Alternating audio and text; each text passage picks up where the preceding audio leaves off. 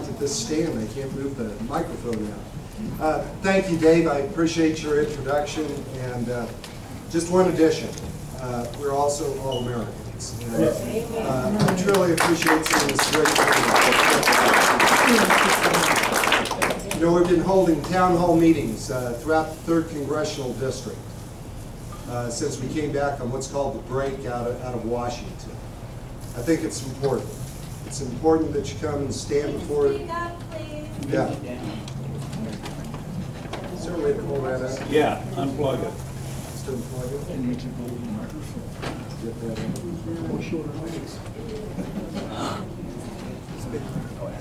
And unplug it. Yeah, just pull that. We hold that through.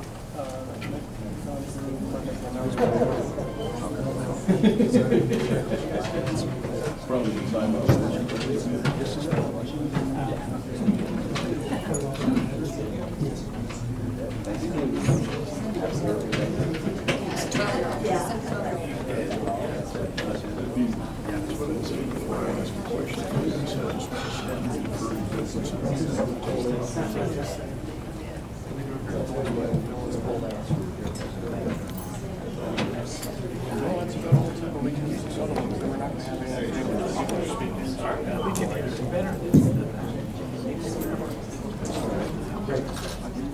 Okay, is that better? Can you hear me better now? Okay. Well, if you missed that first part, I wanted to thank everyone for taking the time to be able to be here, because the most important thing is we're all Americans. And to be able to see a crowd like this, to be able to show up on an afternoon day, I think it speaks volumes, really, about our constituency here in the 3rd Congressional District of Colorado, and a recognition throughout this country. We had standing room only in Grand Junction, down in Cortez as well, of people that are engaged, people that understand that your votes are important, how Washington impacts your life is important as well. I'd like to share with you just kind of one thing. I'm a small town, small business guy. I have the great privilege of being able to represent you in Washington, D.C., no matter what your political affiliation is. And if I may, I'd just like to share with you just kind of a quick story for me, and I hope it comes across the way that it's truly intended. We've had a few contentious votes, as I think many of you are aware, back in Washington. One late night, when we were there till about 2:30 in the morning, there was a break. Had an opportunity to be able to step off of the floor of the House of Representatives and to be able to walk over into the rotunda. I was the only person standing in the rotunda of the Capitol of the United States of America. And I thought, only in the United States could a small town boy from Cortez, Colorado, have the privilege of being able to represent the great 3rd Congressional District of Colorado in our nation's capital and have this opportunity. So to each and every one of you, I want to let you know just how honored I am to have the privilege of representing you in Washington, and I thank you for that.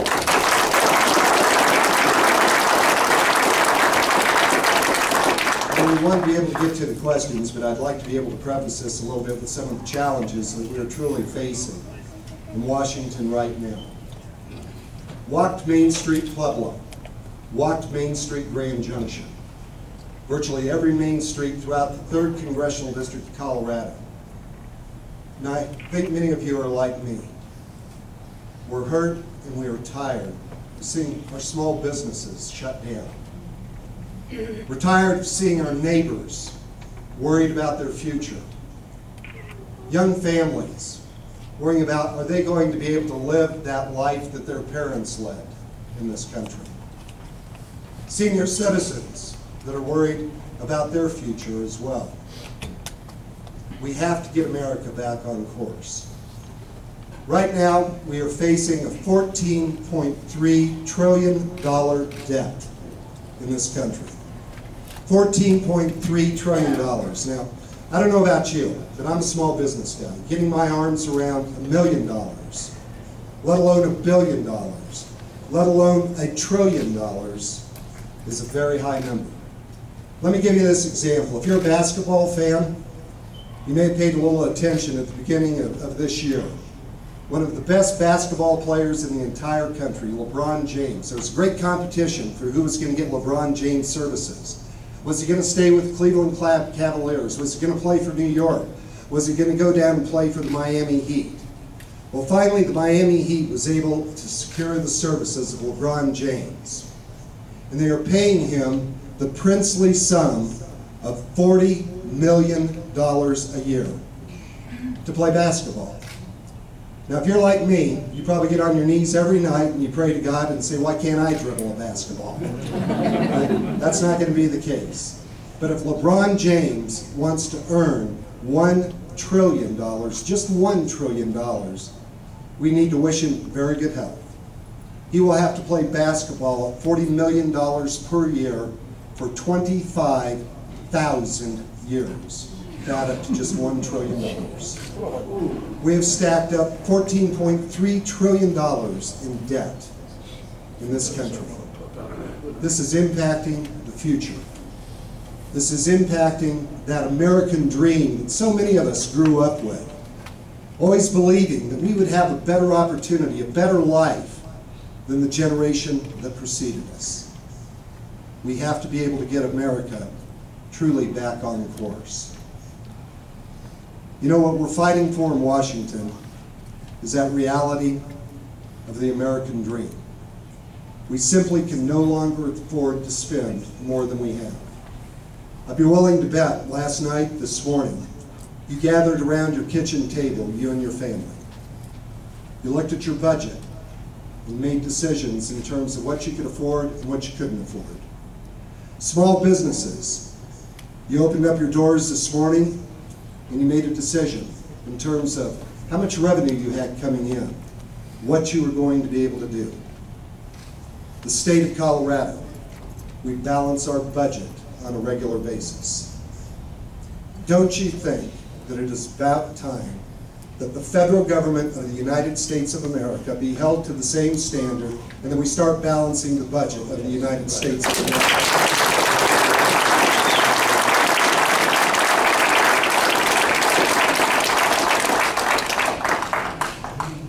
You know, the challenges that we face are truly great, but I have a lot of confidence in this country.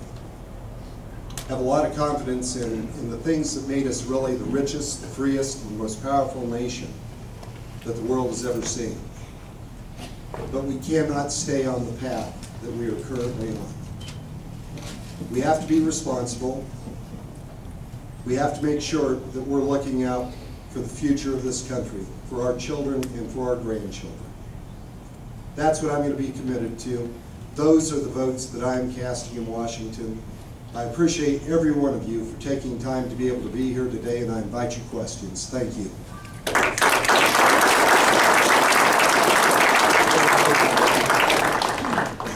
We'll start the procedure for the questions now. I will remind everybody that we'll take questions as long as they come up until 6:30. Congressman has to leave at that time. So that's the procedure. So, man with the mic back there, they drew the first number. For those of you that are standing in the back, there's still some vacant seats up here if you want to sit down. So come on up if you would like to sit down. What we'll do is we'll call 3 numbers at a time. Just for logistics, if you want to come over here and we'll ask your question from over here, that'd be great. So we'll call 3 numbers at a time, just the last 3 numbers on your ticket.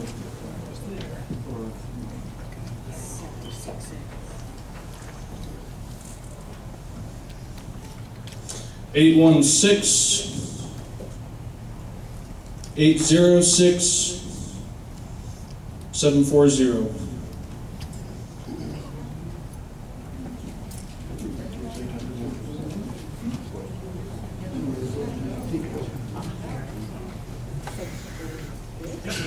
Come on over here. Thank you.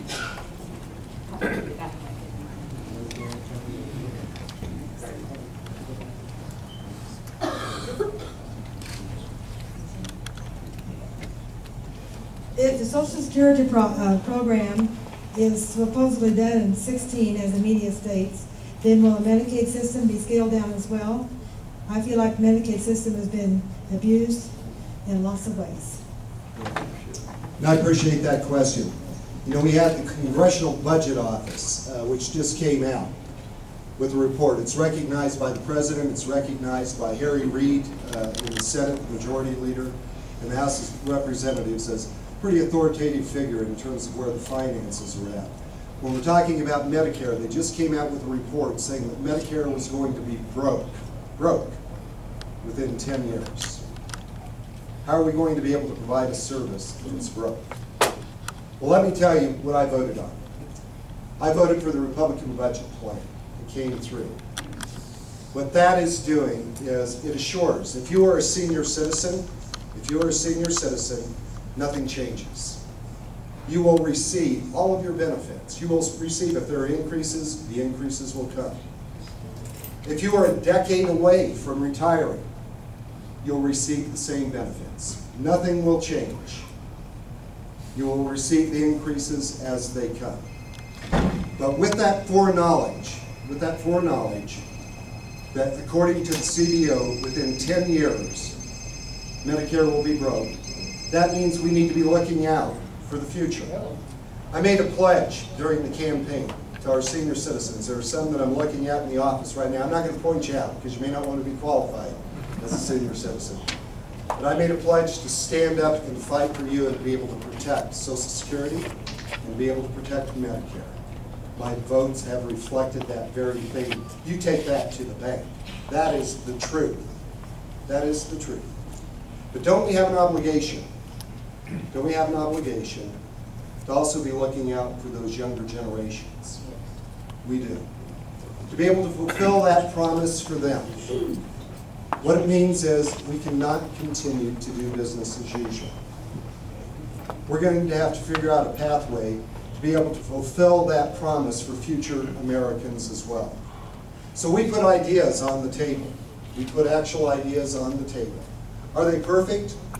That's really for all of us to be able to individually decide. But let me tell you the problem that we are facing in terms of dealing with the future for our children and for our grandchildren, for younger Americans. The budget that we passed, the one that assures that your Social Security, your Medicare will not be touched, we need to fulfill that promise to you. I will and continue to do that to this day. But here's the issue. The budget that we passed, which is an idea, it's a template, still sits in the Senate of the United States. The House passed the budget. Unfortunately, Senator Harry Reid continues to table it. In fact, for 850 days plus now, the Senate has failed to pass a budget.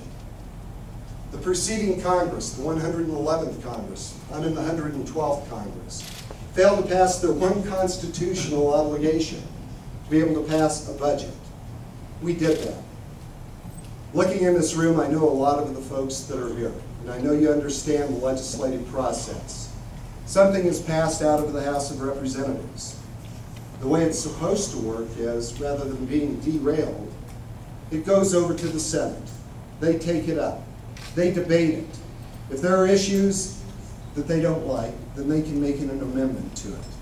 Then they can pass it. It then comes back to the House of Representatives, and we have a conference committee to be able to work out some of those differences, and we move the ball forward.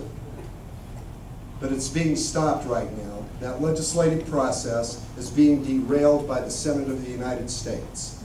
I don't know if many of you were concerned. You may have heard there was a little talk going on about the debt ceiling. Did you all hear about that? A lot of concern about that, and there should. Here's the problem, and here's the shame. We passed, I co-sponsored, cut, cap, and balance.